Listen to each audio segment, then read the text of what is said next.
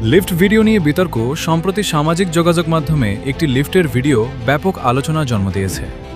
ভিডিওতে দেখা যায় একটি কিশোর লিফটের ভেতরে দাঁড়িয়ে আছে এবং তার চারপাশে কয়েকজন তরুণী অবস্থান করছেন।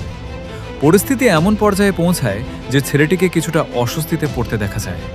সে বারবার নিজেকে গুটিয়ে নেওয়ার চেষ্টা করছে এবং পরিস্থিতি এড়িয়ে চলতে চাইছে বলেও অনেকের দাবি। ভিডিওটি প্রকাশের পর অনলাইনে শুরু হয়েছে নানা ধরনের আলোচনা। অনেকেই প্রশ্ন তুলেছেন, ব্যক্তিগত পরিসর বা ব্যক্তিগত সীমারেখার বিষয়টি কি সবার জন্য সমানভাবে প্রযোজ্য নয়? কারো সম্মতি ছাড়া তাকে বিব্রতকর অবস্থায় ফেলা বা অস্বস্তিতে ফেলা, ভুক্তভোগী ছেলে হোক কিংবা মেয়ে, উভয় ক্ষেত্রে কি একই গুরুত্ব পাওয়া উচিত নয়?